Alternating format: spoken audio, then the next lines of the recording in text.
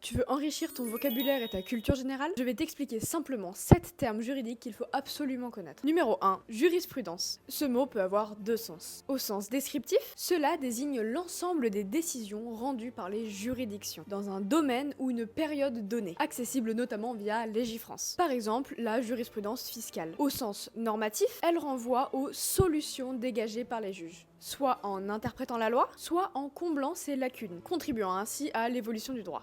La doctrine. La doctrine désigne l'ensemble des analyses et des opinions formulées par les juristes, les professeurs, les praticiens ou auteurs, à travers leurs écrits. Elle constitue une source d'influence, distincte de la jurisprudence voire opposée, orientant l'interprétation et l'évolution du droit. Un acte sous seing privé. Un acte sous seing privé est un acte rédigé et signé par les parties elles-mêmes ou leurs mandataires, sans intervention d'un officier public. C'est un écrit constatant un acte ou un fait juridique. Il prouve l'engagement des signataires, mais ne confère pas de date certaine, contrairement à l'acte authentique notarié, sauf s'il est enregistré ou annexé à un acte public. La capacité juridique. La capacité juridique est l'aptitude reconnue par la loi à conclure valablement des actes juridiques et à en assumer leurs conséquences, notamment sur son patrimoine. Certaines incapacités existent, soit pour protéger des personnes, mineurs, majeurs sous tutelle, soit pour préserver l'ordre public, comme l'interdiction pour un médecin d'accepter un legs de son patient. La personnalité juridique, c'est le fait d'être reconnu comme sujet de droit. Personne physique, personne morale, c'est l'aptitude à être titulaire de droit et assujetti à des obligations. L'ordre public. Il y a peu de notions juridiques qui soient aussi complexes à définir. Il s'agit de l'ensemble des règles obligatoires qui touchent à l'organisation de la nation, comme celles qui concernent la sécurité, la santé, la morale ou encore les droits et libertés de chacun. Par exemple, les lois qui interdisent le vol ou les violences sont d'ordre public et les magistrats sont tenus de faire respecter ces règles, sauf si une règle a été faite uniquement pour protéger une personne en particulier, comme une loi de protection des consommateurs. Et enfin, la responsabilité civile. C'est l'obligation de réparer un dommage qui a été causé à autrui. La responsabilité est l'obligation pour une personne de répondre à certains actes qu'elle a commis. Elle répond civilement lorsque la transgression d'une norme a causé un dommage à un tiers. Cela peut être de sa faute ou de la faute d'une personne dont elle est responsable, par exemple son enfant, mais également par le fait d'une chose qu'elle a sous sa garde, par exemple son chien. Oui, en droit, les animaux sont des choses. Elle repose sur un principe